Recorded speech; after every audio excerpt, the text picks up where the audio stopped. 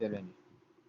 स्वेलविंग क्या है? स्वेलविंग जो है ना, एक बड़ा ही मज़े का एक प्रोसेस है, ठीक है, बड़ा कॉम्प्लिकेटेड भी है, ठीक है। अब इसके अंदर जो फेजेज़ हैं इसके, वो मुख्तलिफ हैं, 3 फेजेज़ हैं। एक है जी, मैंने आपको बताया वॉलंटरी फेज़ है, ठीक है, ठीक है। एक ये फेज़ है जो हमारे कंट्रोल में है। अच्छा जी, दूसरा क्या है? फ्रेंजिल, ठीक है, ये इनवॉलंटरी है, हमारे इख्तियार में नहीं है।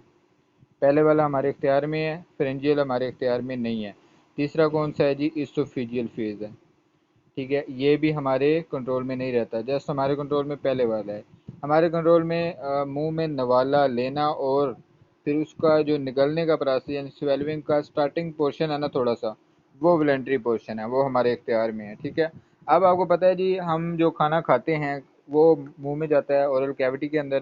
फिर ओरल कैविटी से जो अगला पार्ट है हमारा, जो स्टार्ट हो जाता है, उसे क्या कहते हैं?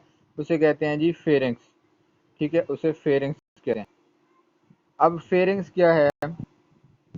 फेरिंग्स ना कॉमन पाथ है किसका? एयर भी यहीं से गुजरेगी ड्यूरिंग रेस्पिरेशन, और फूड भी यहीं से गुजरेगी जब हम खाना खाते हैं, ठीक है, यानी ये कॉमन पाथ है दोनों के लिए। तो एयर तो नॉर्मली गुजरती रहती है, लेकिन जब स्वेलविंग का फंक्शन हो रहा होता है तो एक ख़ास टाइम के लिए, थोड़े से वक्त के लिए, जो एयर का वो जो रास्ता है वो ब्लॉक हो जाता है, ठीक है। वो कैसे होता है, वो सारी डिटेल हम पढ़ेंगे। आई थिंक कुछ बच्चे ज्वाइन कर रहे हैं, मुझे बैग जाना पड़ेगा।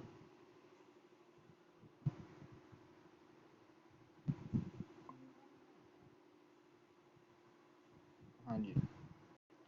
तो स्वेलिंग को हम देख रहे हैं, अरूज जल्दी ज्वाइन कर लिया करें। स्वेलिंग के 3 फेजेस, वॉलेंट्री, फ्रेंजियल और एसोफेजियल है। पहला हमारे कंट्रोल में है, दूसरा हमारे कंट्रोल में नहीं होते। अच्छा जी, अब मैं बता रहा हूँ कि जी एक स्ट्रक्चर है ओरल कैविटी के बाद जो आती है स्वेलिंग के रास्ते में, उसका नाम क्या है? उसका नाम फेरिंग्स है। Pharynx is the common path for both air and किसके लिए? फूड के लिए, ठीक हो गया। तो जब हम स्वेलविंग कर रहे होते हैं ना, तो एक ख़ास मिली सेकेंड कह लें या एक ख़ास टाइम के लिए ना, एयर का जो पैसेज है वो ब्लॉक कर दिया जाता है, यानी फेरिंग सिर्फ और सिर्फ फूड का रास्ता बन जाता है उस वक्त के लिए, ठीक है। वो भी हमने आगे फर्दर डिटेल में चीज़ें देखनी है। अब इसके फेजेज जो मैंने आपको बताए, वो इसके 3 फेजेज हैं।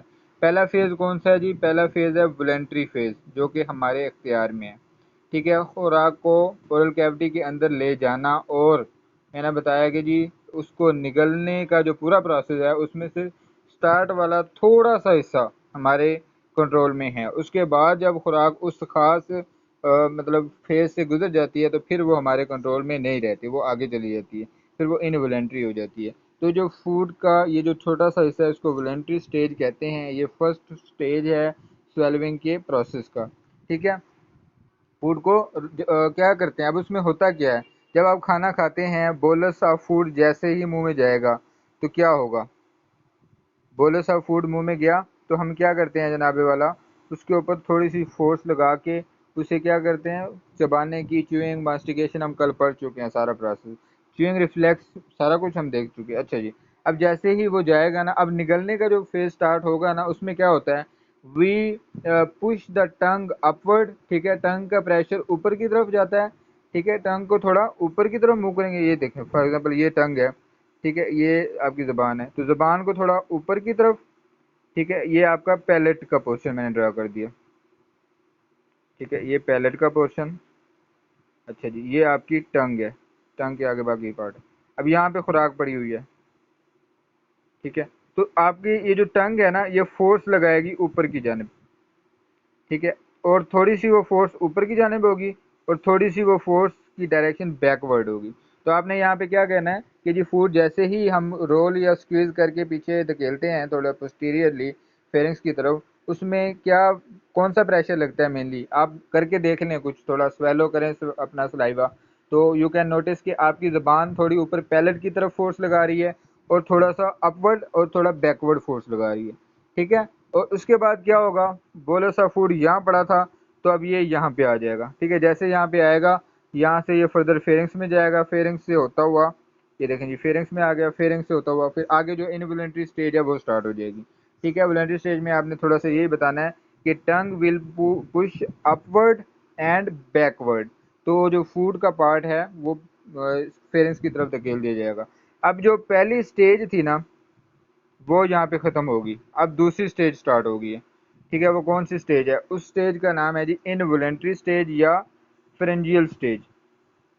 फेरेंजियल यानी ये वो वाली स्टेज है जो फेरिंग्स के अंदर होनी है। ठीक है, फेरिंग्स के अंदर होनी है। Pharynx is the part of, तो जो पूरा एक रास्ता है ना उसके अंदर एक पार्ट है छोटा सा, उसे फेरिंग्स कहते हैं। अच्छा जी, अब ये जो फेरेंजियल स्टेज है, अब ये तकरीबन लेस देन 2 सेकेंड्स के लिए होती है। ठीक है, अब इसका ना बड़ा मज़े का इसके अंदर 3-4 स्टेप्स हैं शुरू वाले सिंपल से। एक डिटेल स्टेप्स के हमारी कौन कौन सा पार्ट जो है ना पूरा यहाँ पे, वो मैंने आपको बताना। उससे पहले छोटी सी एक कहानी है, वो सुन लें। फूड जैसे ही आता है ना, ठीक है, ज़ुबान ने धकेल के उसे कहाँ भेज दिया हुआ है? फेरिंग्स के अंदर। ठीक है, फेरिंग्स में जैसे ही वो ये फूड गया है, तो इससे क्या होता है, आपकी जो एरिया है फेरिंग्स की वाल का, फ्रेंजियल वॉल और स्पेशली टॉन्सलर पिलर्स का। ठीक है, ये देखें जी, ये यहाँ पे आ गई खुराक। अब जो फ्रेंजियल वाल के अंदर है ना रिसेप्टर्स कुछ पड़े हुए हैं, वो रिसेप्टर्स स्टिमुलेट हो जाएंगे। ठीक है, रिसेप्टर्स के स्टिमुलेट होने से वो क्या करेंगे, स्वेलविंग के वो खास रिसेप्टर्स एरियाज हैं। I think someone is joining.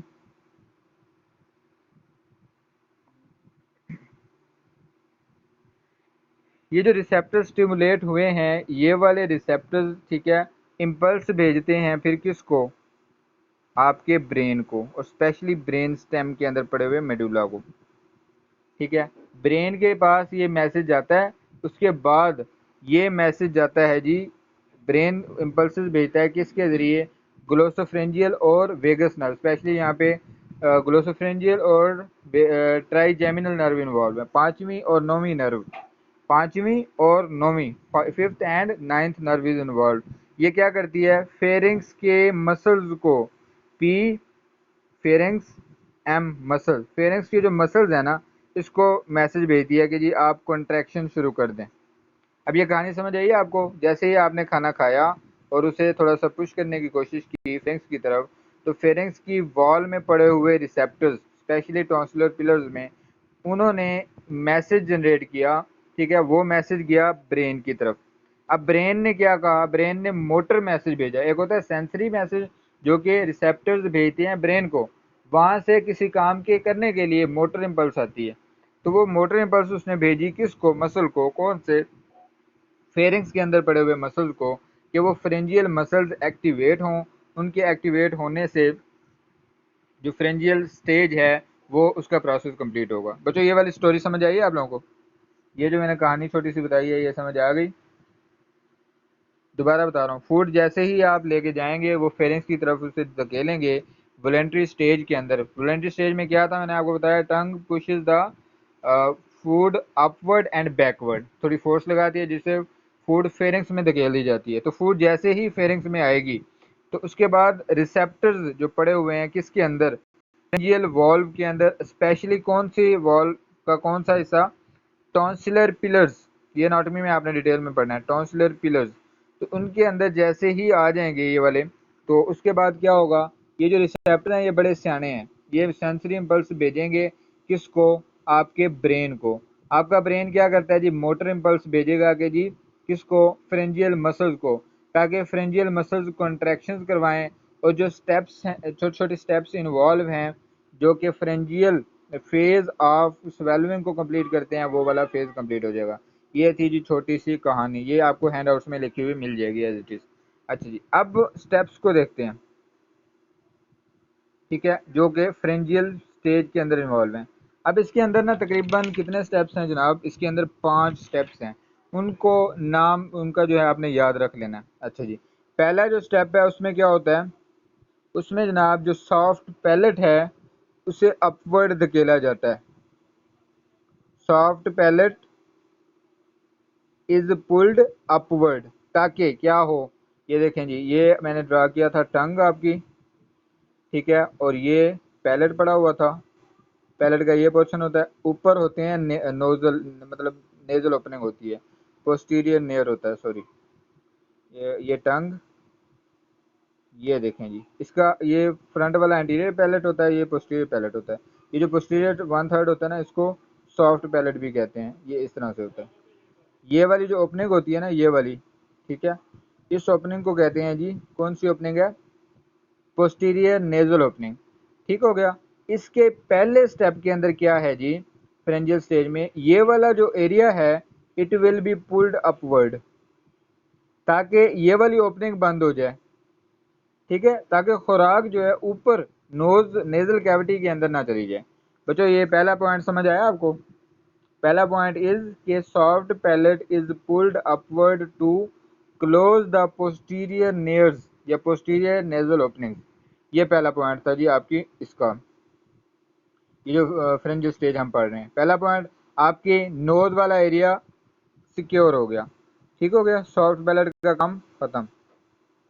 हाँ जी, अब नेक्स्ट क्या है, जो सेकंड स्टेप है वो क्या है, सेकंड स्टेप के अंदर एक स्लिट बनती है, सैजिटल स्लिट, याद रखना सैजिटल स्लिट। अब आप सोचेंगे कि जी ये कैसे बनती है, स्लिट किसे कहते हैं, याद है फिजिक्स के अंदर आपने पढ़ी थी, कोई स्लिट पढ़ी थी, वो जो लाइट वाला चैप्टर था। कोई भी मतलब एक ऐसी चीज होती है जिसके अंदर कोई छोटा सा बारीक सा वे बन जाए सीधा सा, ठीक है, तो सैजिटल स्लिट बनती है। कैसे बनती है, आपके पैलेट, ये जो पैलेट था और फेरिंग्स, पैलेटोफ्रेंजियल फोल्ड्स, ये जो पैलेट और ये जो फेरिंग्स का पार्ट है ना, ये मिलके एक स्लिट बना देते हैं, ठीक है। यहाँ पे लिखेंगे अप्रोक्सीमेशन का क्या मतलब होता है, साथ मिल जाना, अप्रोक्सीमेशन ऑफ पैलेट और पैलेटोफ्रेंजियल फोल्ड्स। पैलेटोफ्रेंजियल, ये आई थिंक आपको समझ नहीं आ रहा, पैलेटोफ्रेंजियल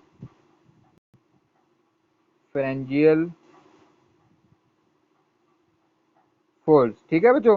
प्लेटोफ्रेंजियल फोल्ड्स की जो दो फोल्ड पड़े होते हैं ना बच्चों, पहले इजीली पड़े हुए हैं दोनों फोल्ड, तो उनको अगर मिला दिया जाएगा, ये देखें ये इजीली पड़े हुए हैं, अगर आप इनको मिला देंगे तो क्या होगा, अगर आप इनको मिलाएंगे तो क्या होगा जी, ये करीब आ जाएंगे, ठीक है। तो ये क्या बन गया, स्लिट नहीं बन गई, बीच में एक रास्ता नहीं बन गया, बना कि नहीं बना, बन गया ना। इसको कहते हैं प्लेटोफ्रेंजियल फोल्ड की वजह से बनने वाले को कहते हैं सैजिटल स्लिट। तो सैजिटल स्लिट बनेगी। अब सैजिटल स्लिट का ना बड़ा इंपॉर्टेंट फंक्शन है। देखें अगर एक रास्ता खुला है उसमें तो कुछ भी पास कर जाएगा, एक रास्ता जो है वो क्या कहते हैं तंग हो गया है, तो उसमें अब हर चीज़ पास नहीं कर सकती, स्पेसिफिक चीज़ें ही पास कर पाएंगी, ठीक है। तो इस सैजिटल स्लिट का जो फंक्शन है वो है सिलेक्टिव फंक्शन, सिलेक्टिव फंक्शन। इसका क्या मतलब हुआ कि वो सिर्फ ऐसे पार्टिकल्स को गुजरने देगा जो कि स्मॉल साइज के हैं, बड़े साइज वाले लार्ज साइज वाले पीस को नहीं गुजरने देगा, लार्ज साइज को नहीं गुजरने देगा, ठीक है, लार्ज साइज को नहीं गुजरने देगा, सिलेक्टिवली उन्हीं को गुजरने देगा, क्योंकि रास्ता तंग हो गया है। तो अब उसमें से वही चीज़ें गुजर सकती हैं जो कि छोटी छोटी बारीक बारीक हैं। तो इसका ये फ़ायदा हुआ कि सैजिटल स्लिट की वजह से बड़े बड़े पीस नहीं जा पाएंगे। इसकी रीज़न क्या है बच्चों, हमारी जो एसोफेगस है ना वो इतनी कोई बड़ा रास्ता नहीं है, बड़ी नाली नहीं है, उसमें से छोटे छोटे कंटेंट ही गुजर सकते हैं। तो सैजिटल स्लिट का बनना बहुत ज़रूरी है। पहला स्टेप क्या था, साथ साथ रिपीट करते जाएं अपने जहन में। पहला स्लिट था, पहला जो स्टेप था वो था सॉफ्ट पैलेट की मदद से पोस्टीरियर नेयर्स को क्लोज करना। दूसरा क्या था, प्लेटोफ्रेंजियल फोल्ड्स की अप्रोक्सीमेशन, यानी अप्रोक्सीमेशन का मतलब है दोनों को साथ मिला देना, जिससे क्या बनी, सैजिटल स्लिट बनी। सैजिटल स्लिट का क्या फंक्शन था, सिलेक्टिव फंक्शन था, ताकि सिर्फ छोटे छोटे साइज वाली चीज़ों को गुजरने दिया जाए, लार्ज पीसेस को ना गुजरने दिया जाए, ताकि ऑब्स्ट्रक्शन ना हो किसी भी फेज पे जाके, ठीक है। ये दो स्टेप्स हो गए फ्रेंजियल स्टेज ऑफ स्वेलिंग के।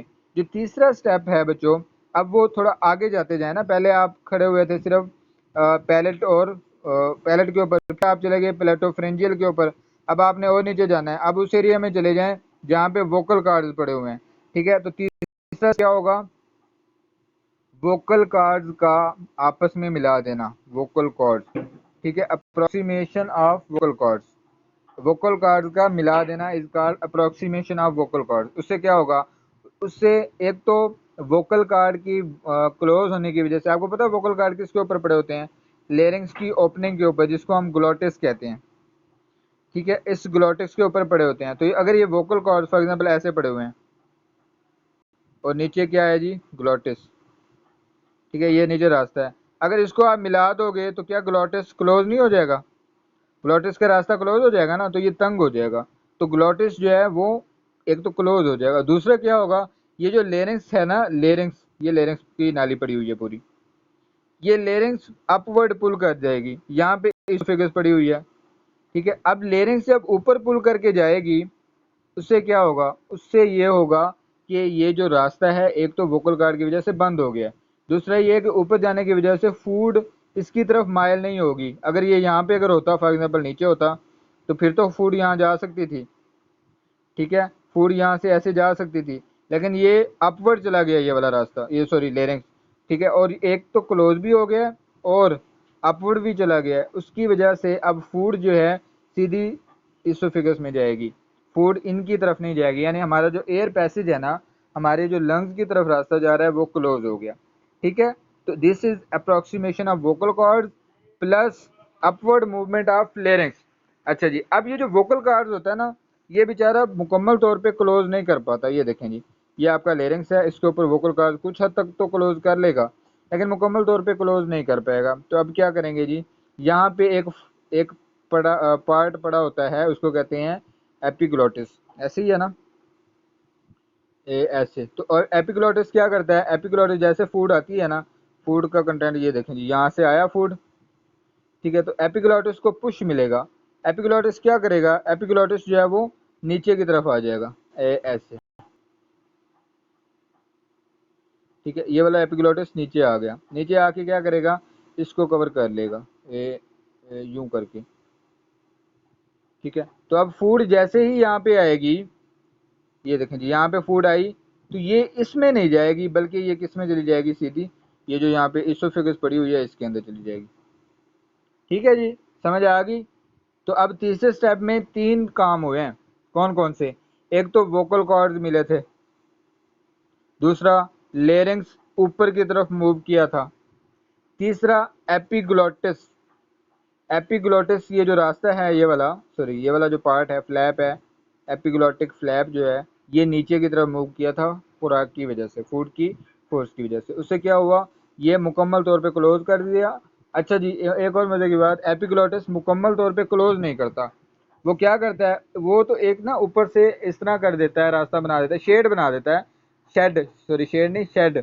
इस तरह का शेड बना देता है कि उसके ऊपर से बाउंस होके फूड आगे इसोफेगस की तरफ चली जाती है, उसे मौका ही नहीं मिलता कि जी वो वापस लेरिंग्स के अंदर आए। ठीक है, इससे हमारा जो एयर पैसेज है वो क्या हो जाता है जी, वो क्या हो जाता है? सिक्योर हो जाता है। खुराक सीधी इसोफेगस में जाएगी, ना कि वो लेरिंग्स में जाएगी। ठीक है, अब एक प्रोसेस होता है, उसको कहते हैं स्ट्रैंगुलेशन। ठीक है, व्हाट इज स्ट्रैंगुलेशन? हाँ जी, स्ट्रैंगुलेशन क्या है जी? अब ये तीनों स्टेप्स को देख लो। इसमें जो वोकल कॉर्ड्स हैं, ठीक है, और वो वाले मसल जो कि इसको ऊपर करवा रहे हैं और वोकल कॉर्ड्स को अप्रोक्सीमेट करवा रहे हैं, अगर बच्चों वो वाले मसल्स डिस्ट्रॉय हो गए, तो क्या ये काम हो पाएगा? अप्रोक्सीमेशन नहीं हो पाएगी ना। तो उससे क्या होगा? उससे ये वाला जो आपका लेरिंग्स है, फॉर एग्जांपल ये देखें जी, ये वाला लेरिंग्स जो पहले यहाँ पे पड़ा हुआ था, ठीक है, ये देखें यहाँ पे पड़ा हुआ था, इन की वजह से ऊपर गया और ये क्लोज हुआ। तो अगर ये वाले मसल डिस्ट्रॉय हो जाएंगे वोकल कॉर्ड के, तो ये वाला एरिया क्लोज नहीं हो पाएगा, तो खुराक इसमें जा सकती है। तो इसको कहते हैं स्ट्रैंगुलेशन। ठीक है जी, तीसरा स्टेप समझ आया आप लोगों को कि नहीं समझ आया? अच्छा जी, अब फोर्थ स्टेप देखते हैं। फोर्थ स्टेप में क्या होगा?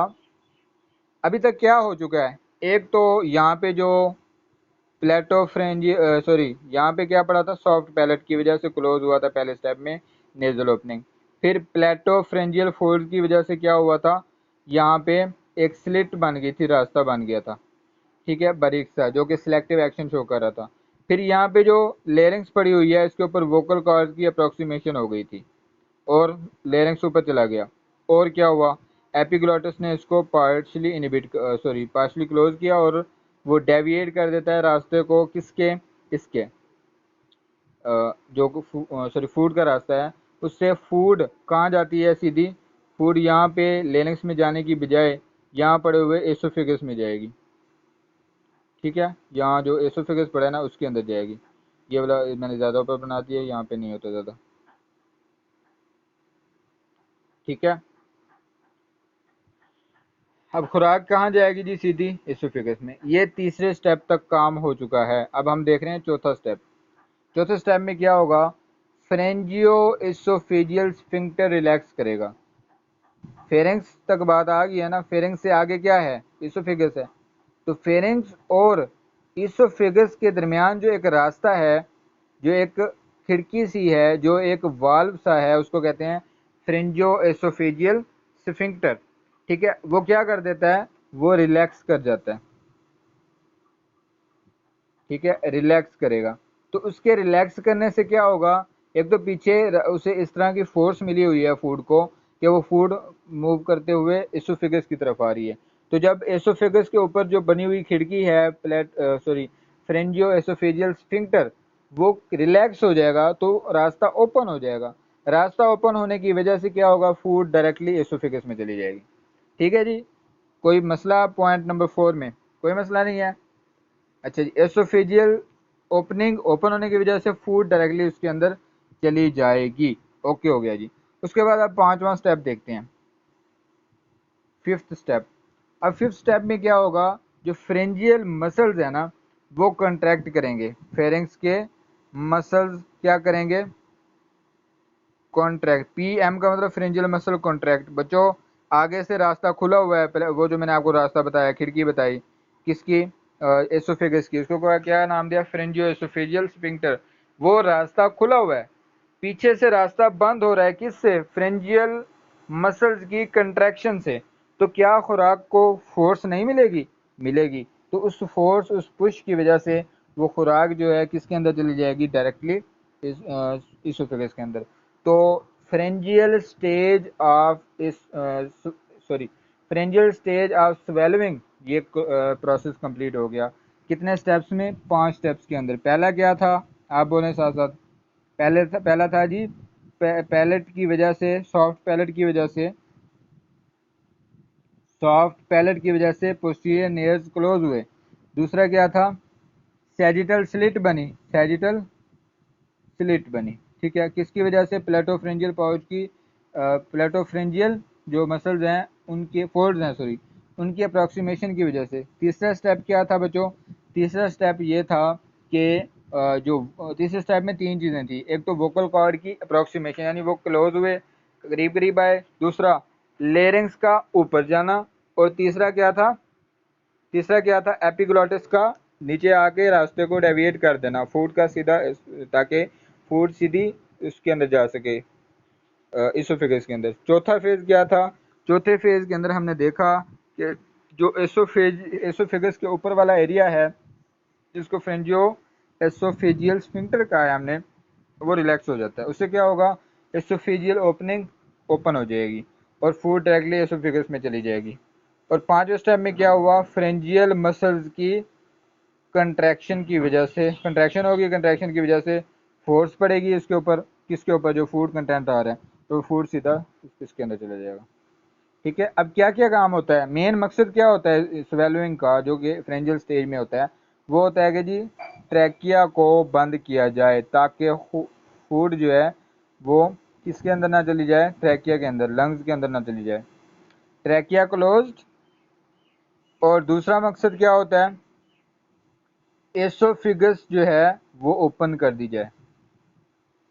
ठीक है, ये 2 मकासद होते हैं। अब इन 2 मकासद को पूरा करते हुए पेरिस्टालसिस की फोर्स लगाई जाती है और खुराक को स्वेलो कर लिया जाता है। This is the फ्रेंजियल stage of oesophageal फ्रेंजियल stage of swallowing. ठीक है बच्चों, आपको स्वेलोइंग क्लियर हो गया कि नहीं हुआ? नहीं हुआ? जल्दी से बताएं मुझे। बच्चों को स्वेलोइंग क्लियर हो गया? I should move towards your question comments. ठीक है जी, अब हम देखते हैं जी नेक्स्ट। Let me open. हाँ जी, अब नर्वस कंट्रोल होता है, नर्वस इनिशिएशन होती है, ठीक है। ये जो हो रही है ना एसोफेगस, एसोफेगस की ना कंट्रोल होता है, नर्वस कंट्रोल होता है मेनली। अब क्या होगा, आपकी जो फेरिंग्स है ना, फेरेंजियल ओपनिंग, देखें जी, ये देखें, ये आपकी ओरल कैविटी थी, ये टंग पड़ी हुई है, ये शॉर्ट पैलेट पड़ा हुआ है। अब ये फेरिंग्स है, ये वाला एरिया, ठीक है, ये फेरिंग्स है तकरीबन। तो ये जो फेरेंजियल ओपनिंग है ना, ऐसे नहीं होती, ये देखें जी, ये टंग पड़ी हुई है, ये आपका सॉफ्ट पैलेट है, और ये सारा फेरिंग्स है। इसको कहते हैं नेजोफेरिंग्स, ओरोफेरिंग्स और लेरिंगोफेरिंग्स, ये वाला होता है, क्योंकि यहाँ लेरिंग्स भी इन्वॉल्व हो जाती है। अच्छा जी, अब ये जो फेरिंग्स है ना, फेरिंग्स की जो ओपनिंग है ये वाली, यहाँ पे रिंग होती है, एक रिंग टाइप स्ट्रक्चर होती है, ठीक है, रिंग टाइप स्ट्रक्चर होती है यहाँ पे। क्या हो गया जी, why it is not writing, अब करेगा, ये मिट रहा है, ये तो लाइनें सेलेक्ट होगी। एक सेकंड बचो, कुछ गड़बड़ कर बैठा हूँ।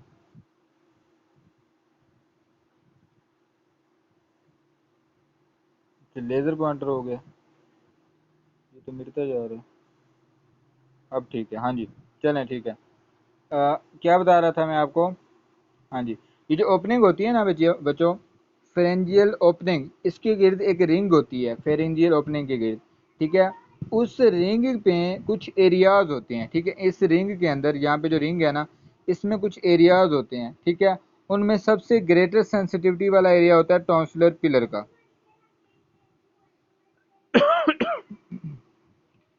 अच्छा जी, सॉरी, इसमें जो एरियाज होते हैं ना, उनसे इम्पल्सेस जाती हैं, किसकी तरफ जाती हैं जी, आपके मेडुला ऑब्लंगेटा की तरफ, ठीक है, दिस इज मेडुला ऑब्लंगेटा।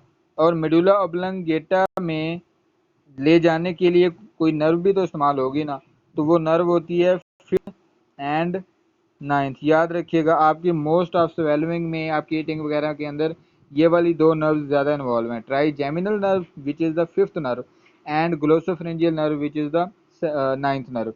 ये दोनों नर्व्स मैसेज लेके जाती हैं कहाँ से, ये जो रिंग है यहाँ से, इसके अंदर जो एरियाज पड़े हुए हैं, वहाँ से मैसेज लेके कहाँ गई, मेडुला ऑब्लंगेटा के पास। मेडुला ऑब्लंगेटा में एरिया होता है, उसको कहते हैं न्यूक्लियस ट्रैक्टस सोलिटेरियस। न्यूक्लियस, ये हैंडआउट्स में आपको मिल जाएगा, परेशान होने की ज़रूरत नहीं है। ट्रैक्टस और एस से सोलिटेरियस, न्यूक्लियस ट्रैक्टस सोलिटेरियस और मेडुला ऑब्लंगेटा के रास्ते में आता है, या उसके अंदर पड़ा होता है, उसके पास ले जाएंगे, ठीक है। तो this is the control, initiation जो होती है ना, ये उसका नर्वस कंट्रोल है। कैसे, फ्रेंजियल ओपनिंग के रिंग में एरियाज होते हैं, सेंसिटिव रिसेप्टर एरियाज, वो एरियाज क्या करते हैं, वो एरियाज नाभे वाला इम्पल्सिस भेज रहे हैं मेडुला ऑब्लंगेटा को। कौन सी नर्व इस्तेमाल हो रही हैं इस प्रोसेस में, fifth and ninth cranial nerves, which are the trigeminal nerve and glossopharyngeal nerve. This is the nervous initiation. ठीक हो गया जी। अब यहाँ पे मेडुला ऑब्लंगेटा के अंदर ना, वो सेंटर्स जो के कंट्रोल करते हैं प्रोसेस ऑफ स्वेलविंग को, उसको कहते हैं डीग्लूटिशन सेंटर या swallowing सेंटर। डीग्लूटिशन या स्वेलविंग सेंटर, ये आपको हैंडआउट्स में लिखा हुआ एज इट इज़ मिल जाएगा। अब ये भी पूछ सकते हैं कि कौन कौन सी नर्व्स इन्वॉल्व हैं, ठीक है, प्रोसेस, इस प्रोसेस के अंदर कौन कौन सी नर्व्स इन्वॉल्व हैं। तो, मतलब पूरे अगर स्वेलविंग का पूछा जाए, जो पूरा प्रोसेस है उसमें 4 नर्व्स इन्वॉल्व हैं बच्चों, याद रखना, 5वीं, 9वीं, 10वीं और 12th नर्व, ये 4 नर्व्स जो हैं, ये आपने इनका नाम याद रख लेना है। अच्छा जी, वो पूछ रहा है जी, what is the effect on respiration. Effect, क्या होगा इफेक्ट रेस्पिरेशन में बच्चों, रेस्पिरेशन को जो कंट्रोल करता है वो होता है रेस्पिरेटरी सेंटर। रेस्पिरेटरी सेंटर, अब वो जो एक चंद सेकंड्स होते हैं ना, उनके लिए ड्यूरिंग स्वेलविंग, जब आप नोट करते हैं, जब आप कुछ स्वेलो करें, तो for the very short time you will feel कि आपकी रेस्पिरेशन रुक जाती है। सॉरी, सलाइवा को स्वेलो करके ज़रा देखें, कुछ वक्त के लिए, आपकी कुछ लम्हों के लिए जो रुकी है रेस्पिरेशन, ब्रीदिंग आपकी रुक गई है, ठीक है, तो उसको वो कैसे रुकती है? जो रेस्पिरेटरी सेंटर है ना, उसको इनहिबिट किया जाता है। कौन करता है इनहिबिट? अभी मैंने बताया। कौन से एरियाज? स्वेलविंग वाले या डिग्लूटेशन वाले एरियाज, ठीक है। स्वेलविंग सेंटर इनहिबिट कर देगा। इनहिबिट के लिए माइनस वाला साइन यूज करते हैं। ये देखें जी, इनहिबिट कर दिया किसको? रेस्पिरेटरी सेंटर को। तो उस खास वक्त के दौरान रेस्पिरेशन जो है वो थोड़ी सी देर के लिए रुक जाती है। ठीक हो गया जी। अब स्वेलविंग के दो फेजेस हमने देख लिए। पहला क्या था? Voluntary phase. दूसरा क्या है जी? फ्रेंजियल फेज। डिटेल में देख लिया। अब तीसरा फेज हम देखने लगे हैं, विच इज एसोफेजियल स्टेज। ठीक है, एसोफेगस इसके अंदर इन्वॉल्व है, क्योंकि ओरल कैविटी से बात फेरिंग्स तक गई है, फेरिंग्स से अब एसोफेगस तक आ गई है।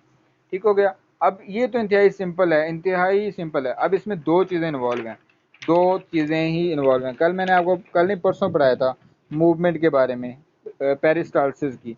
पेरिस्टाल्सिस क्या होती है? पेरिस्टाल्सिस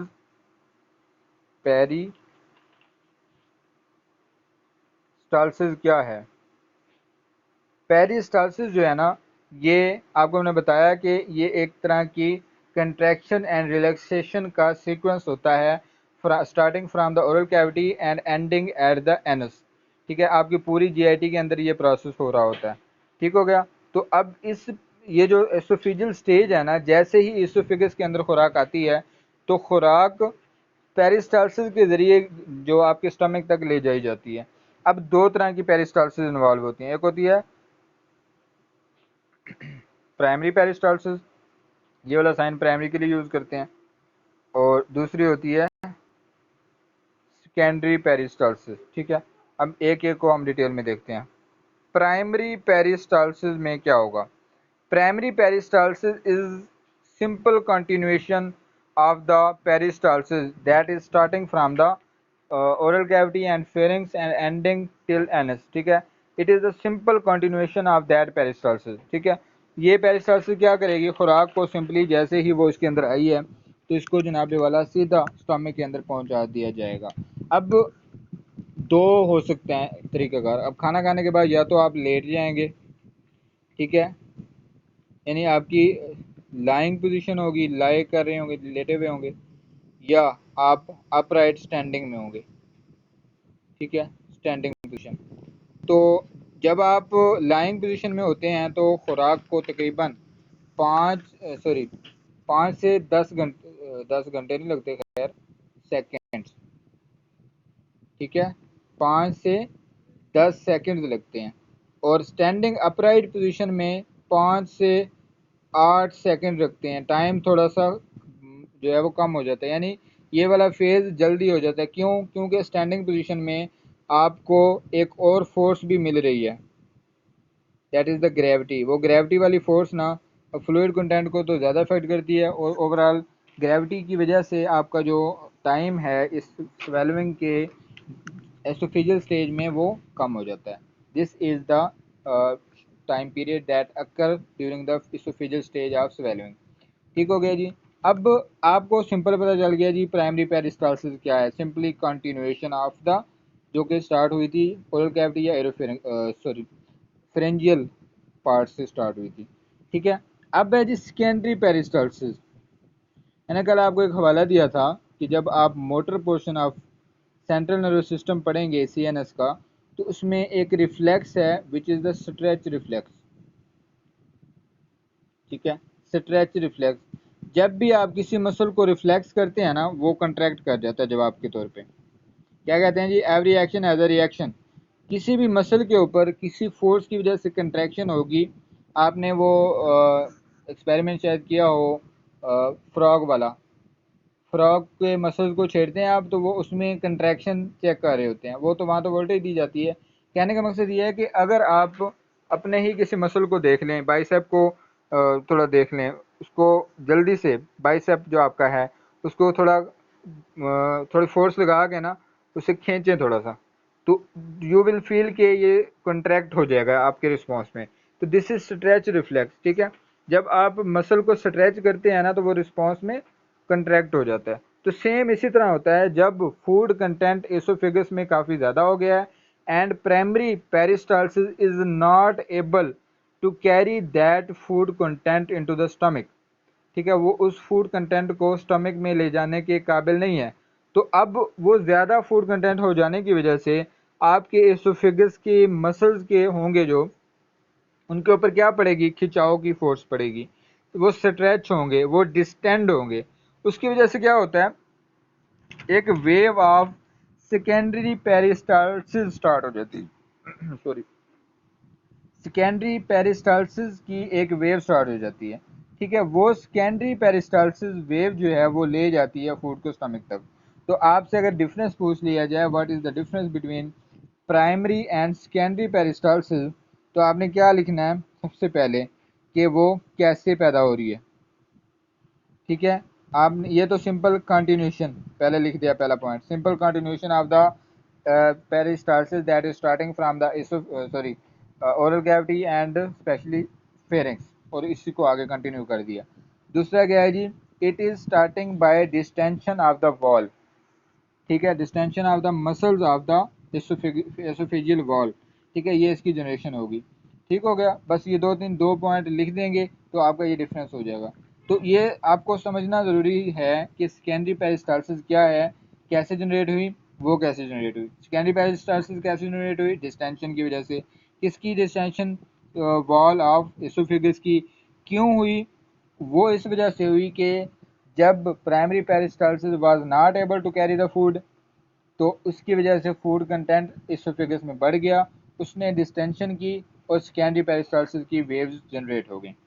ठीक हो गया। इनिशिएशन, अब इसकी जो इनिशिएशन है, अब ये दो तरह से होगी इनिशिएशन। अच्छा जी, अब इसमें ना आपको पता है जी, मूवमेंट को कंट्रोल करने के लिए दो सिस्टम्स हमारे नर्वस सिस्टम है हमारी जीआईटी के पास।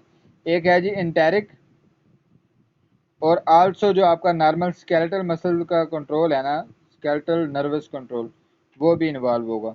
तो आपका जो इंटेरिक नर्वस सिस्टम है उसमें कौन सा प्लेक्सिस इन्वॉल्व होता है, कौन सा प्लेक्सिस इन्वॉल्व है, मेंटेरिक प्लेक्सिस इज इन्वॉल्व। ठीक है, मेंटेरिक प्लेक्सिस जो है वो इन्वॉल्व होता है किसके अंदर, इसी के अंदर, ये जो आपकी मूवमेंट हो रही होती है जीआईटी के मसल्स की। अच्छा जी, अब रिफ्लेक्सेस जो जनरेट होती है ना फेरिंग्स के अंदर। ठीक है, फेरिंग्स के अंदर कुछ रिफ्लेक्सेस जनरेट हुए, उन रिफ्लेक्सेस ने क्या किया, वो वाले रिफ्लेक्सेस वेगल नर्व्स के जरिए किस में चले जाएंगे, मेडुला के अंदर। ठीक है, अब वो मेडुला के अंदर कैसे गए हैं, यहाँ पे लिख देना है आपने, नर्व का हवाला दे देना है। कौन सी नर्व है, vagal nerve, which is the 10th nerve. ठीक है, यहाँ पे लिख देना है, reflexes generated in the pharynx go to the medulla which is carried by the 10th nerve which is the vagus nerve। अच्छा जी, medulla से मैसेज वापस एसोफेगस की तरफ आएगा, एसोफेगस। अब ये दो नर्व्स लेके आएंगी, कौन कौन सी, 9th nerve and 10th nerve. 9th nerve का नाम है जी ग्लोसोफ्रेंजियल। ये बात आपने याद रखनी है। अगर आपसे पूछ लिया जाए जी इनिशिएट कैसे होती है, तो आपने बताना है जी number 1 myenteric nervous system, myenteric जो प्लेक्सिस है वो कंट्रोल करता है। Number 2 reflexes generated in the pharynx go to medulla, medulla में जाने के बाद मेडुला वापस एसोफेगस को मैसेज भेजता है। फेरिंग्स से मैसेज गया है मेडुला में, यहाँ सेंस है, यहाँ पे जाके देखा गया जी हुआ क्या है, फैसला लिया गया जी अब हमने करना क्या है। तो करने के लिए उसने एसोफेगस को मैसेज भेजा। फेरेंक्स में जब फूड आती है फ़ौरन मेडुला के पास गया मैसेज। ठीक है, मेडुला एसोफेगस को मतलब प्रिपेयर कर रहा है कि वो फूड को पिक करे और आगे मूव करवा दें। तो इसमें कौन कौन सी नर्व इन्वॉल्व हुई हैं, मैसेज लेके जाने तक, ब्रेन तक मैसेज लेके जाने तक 10th नर्व है, और वहाँ से मैसेज एसोफेगस तक लाने के लिए 9th और 10th नर्व जो हैं दोनों इन्वॉल्व हैं। तो ये हो गया जी, आपने दो बता देने हैं इनिशिएशन कैसे होती है। ठीक है जी, अच्छा जी, अब दो और पॉइंट्स आपने जो है इसमें याद रखने हैं कंट्रोल के हवाले से। अब इसमें आपने याद रखना है जी pharynx plus upper one third of oesophagus. याद रखिएगा इनके अंदर क्या होते हैं, कौन से मसल्स इन्वॉल्व हैं। इनके अंदर जनाबे वाला स्केलेटल मसल या स्ट्राइएटेड मसल्स इन्वॉल्व हैं। स्ट्राइएटेड मसल्स या स्केलेटल मसल्स, और आपको पता है स्केलेटल मसल को स्केलेटल नर्वस सिस्टम कंट्रोल करेगा। ठीक है, तो कौन सी नर्व इन्वॉल्व है जनाबे वाला, इसके अंदर नर्व इन्वॉल्व है नाइन्थ एंड टेंथ। ठीक है, ये दो नर्व्स इन्वॉल्व हैं। तो याद रखिएगा फ्रेंजियल वाल और अपर वन थर्ड ऑफ इसोफिगस को कंट्रोल करता है नाइन्थ एंड टेंथ नर्व के जरिए ब्रेन कंट्रोल करता है, स्केलेटल नर्वस सिस्टम कंट्रोल करता है, because it is composed of striated muscles. ठीक है, क्योंकि ये स्ट्राइएटेड मसल्स का बना हुआ है। अच्छा जी, अब बात आ गई किसके ऊपर, lower one third upper one third हो गया ना, lower two third of oesophagus. ठीक है, lower two third of oesophagus को कैसे कंट्रोल होगा। जो lower two third of oesophagus है बच्चों, ये बना हुआ होता है स्मूथ मसल्स का। ठीक है, किसका बना हुआ होता है, स्मूथ मसल्स का बना होता है। तो स्मूथ मसल्स का बना होने की वजह से इसको कौन कंट्रोल करेगा, mainly myenteric nervous system, myenteric plexus. ठीक है, तो इसका हेल्प कौन कर देती है, myenteric plexus plus vagus nerve. Vagus nerve भी इसका हेल्प कर देती है। तो आपने याद रखना है pharyngeal wall and upper one third of oesophagus is controlled by, किससे कंट्रोल होती हैं जी, skeletal nervous system, because it is composed of skeletal muscle यानी स्ट्राइएटेड मसल। तो नर्व्स कौन कौन सी इन्वॉल्व हैं, वहाँ सिर्फ दो नर्व सॉरी इन्वॉल्व हैं, ninth glossopharyngeal and tenth vagus nerve. ठीक है, और जो लोअर टू थर्ड है, लोअर टू थर्ड के पास स्मूथ मसल्स हैं। तो स्मूथ मसल्स को सिंपल वाला नर्वस सिस्टम जो कि एंटेरिक नर्वस सिस्टम है, और उसमें स्पेशली मेंटेरिक प्लेक्सस कंट्रोल करता है। ठीक है, ये वाली बात होगी। अच्छा जी, अब ये आपके तीनों फेजेस कंप्लीट हो गए, स्वेलविंग जो है वो आपकी कंप्लीट होगी। ठीक है, स्वेलविंग कंप्लीट होने के बाद अब क्या होगा, फूड किस में जाएगी, इसोफेगस से स्टमक में जाएगी। तो याद रखिएगा जो पेरिस्टालसिस आ रही होती है, पेरिस्टालसिस की वेव जो आ रही होती है, ठीक है, उसके आगे आगे फॉर एग्जांपल ये जी इसोफिगस है। ठीक है, और ये स्टमक बना हुआ है। ठीक है, तो यहाँ पे पेरिस्टालसिस मूव करती हुई आ रही है। ठीक है, इसके आगे आगे ये जो कंट्रैक्शन जहाँ पे होगी ना, उससे आगे आगे रिसेप्टिव रिलैक्सेशन भी होती है, रिसेप्टिव रिलैक्सेशन। कंट्रैक्शन के आगे आगे रिसेप्टिव रिलैक्सेशन होती है, रिसेप्टिव रिलैक्सेशन आगे आके स्टमक को डिलीवर हो जाती है। तो स्टमक इतना एक्सटेंड, इतना बहुत ज़्यादा नहीं, इसका मतलब कि वो इतना एक्सटेंड हो जाता है कि वो जो खुराक आ रही है वो वहाँ पे जो है वो ऑक्यूपाई कर सके। ठीक है, समझ आ गई ये वाली बात। पेरिस इसको लिख लेते हैं अगर आपको कंफ्यूजन हो रही है वैसे सिंपल सी बात। पेरिस्टालसिस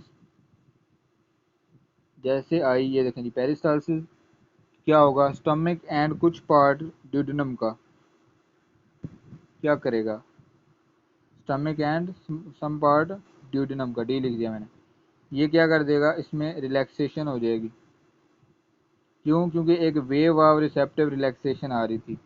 ठीक है, उससे क्या होगा, उससे ये होगा कि जी वो जो आपका स्टमक है वो किसके लिए रेडी हो जाएगा, एक्सेप्ट करने के लिए।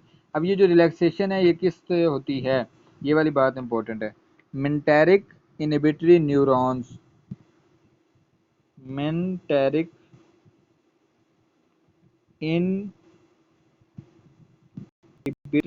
न्यूरॉन्स ये वाला काम करवाएंगे, ठीक है। एक्साइटेटरी तो कंट्रैक्शन करवा रहे थे ना, तो जो इनहिबिटरी न्यूरॉन है मेंटेरिक के, वो क्या करवा रहे हैं जनाबे वाला, वो इनहिबिशन करवा रहे हैं, ठीक है। तो इससे क्या होगा, स्टमक फूल जाएगा, मतलब उसके अंदर काफ़ी स्पेस पैदा हो जाएगी और स्टोरेज पॉसिबल हो जाएगी, स्टोरेज ऑफ फूड। ठीक हो गया जी, यहाँ तक ओके है सबको, सब बच्चों को ओके हो गया।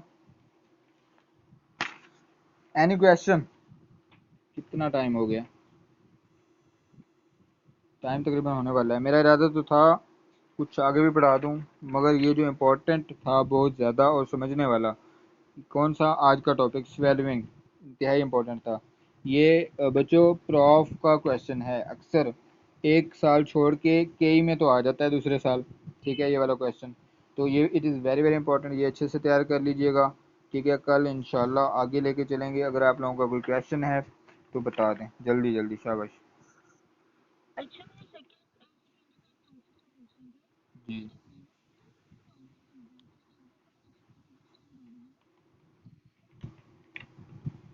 हाँ ठीक है।